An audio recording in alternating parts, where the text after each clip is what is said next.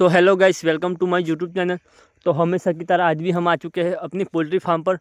और जैसा कि आप सभी लोग यहीं से देख पा रहे होंगे, अभी मैं अपने पोल्ट्री फार्म के बिल्कुल उस वाले पीछे वाले सिरे पर आ चुका हूं। तो यहीं से आप देख पा रहे होंगे, अगले वीडियोस में मैंने आपको बात करी थी कि हमने जो मोटेलिटी डालने के लिए जो गड्ढा होता है वो गड्ढा हमने खुदवा रखा था। उसका अगले वीडियोस में शायद उसका काम करीब करीब आधा हुआ था। तो आज है हमारा ये गड्ढा खोदने का काम भी कंप्लीट हो चुका है। आप देख सकते हैं इसमें स्लैब भी लगा दिया गया है। और ये पाइप की मैं बात करूँ तो हमने 10 का पाइप डाला है। कई लोग 12 का पाइप भी डालते हैं, लेकिन हमें 12 का अवेलेबल नहीं हो सका, तो इसीलिए हमने 10 का पाइप डाला है।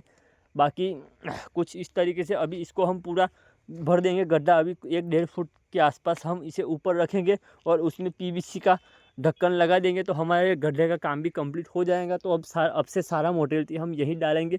तो इसी के साथ मिलते हैं अगले वीडियो में। Good bye.